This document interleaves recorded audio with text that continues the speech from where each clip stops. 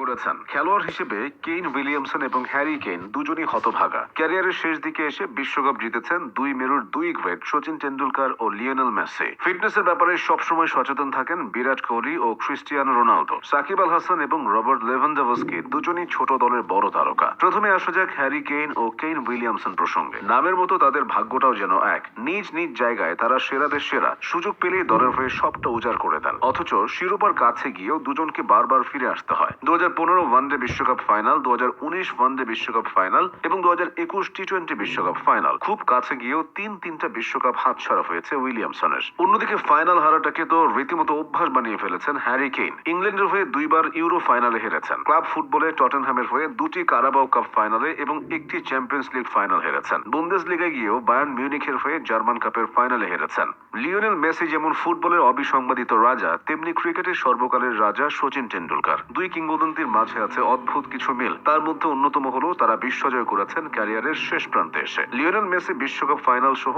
একাধিক কোপার ফাইনালে হেরেছিলেন। ব্যক্তিগত সব অর্জন থাকলেও দেশের হয়ে একটা শিরোপা জেতা ছিল স্বপ্নের মতো। 2021 সালের সেই স্বপ্ন বাস্তবায়নের শুরু। সে বছর কোপার পর 2022 সালের বিশ্বকাপ জিতে সব অপূর্ণতা দূর করেন। অন্যদিকে 2003 বিশ্বকাপের ফাইনালে হেরে হতাশায় ডুবেছিলেন সচিন। অধরা সেই শিরোপা ধরা দেয় 2011 সালে ঘরের মাটিতে। 22 গজ থেকে বিদায় নেওয়ার মাত্র 3 বছর আগে বিশ্বকাপ জেতার স্বাদ নেন ক্রিকেট সম্রাট। বিরাট কোহলির প্রিয় ফুটবলার ক্রিস্টিয়ানো রোনালদো। পছন্দের মানুষের মতো নিজের ফিটনেসটাও ধরে রেখেছেন কোহলি। 39 এসেও রোনালদোর ফিটনেস অনেক তরুণ খেলোয়াড়দের থেকে ভালো। অন্যদিকে ফর্ম যত খারাপই হোক, 36 বছর বয়সী কোহলির ফিটনেস নিয়েও কখনো কোনো প্রশ্ন ওঠেনি। রোনালদোর সাথে কোহলির আরেকটা মিল হলো দুজনই বেশ পরিশ্রমী। তবে প্রসঙ্গটা যখন ফিটনেস ধরে রাখতে না পারার, তখন তামিম ইকবাল ও নেইমারের মাঝে কিছুটা সাদৃশ্য পাওয়া যায়। চোটের জন্য সমবেদনা পেলেও ফিটনেস নিয়ে বহুবার সমালোচনায় পড়েছেন ব্রাজিলিয়ান তারকা। এদিকে অধিক স্বাস্থ্যের কারণে অলস হিসেবে তামিম ইকবালের দুর্নাম রয়েছে। রবার্ট লেভানডোভস্কি আর সাকিব আল হাসান দুই অঙ্গনের দুই বড় নাম।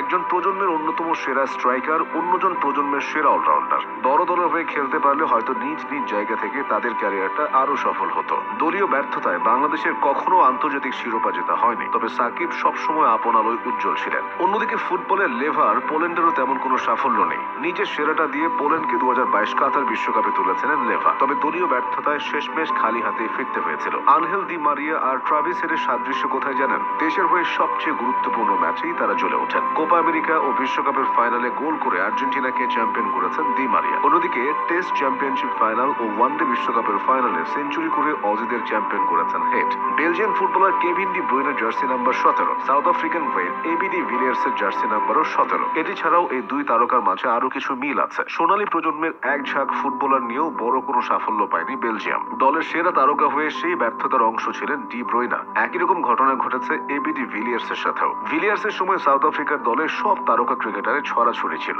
অথচ তারা একসাথে কোনো শিরোপা জিততে পারেনি। পথ চলাটা ভিন্ন হলেও এই তারকাদের মিলগুলো তাদেরকে একই মাপকাঠিতে এনেছে।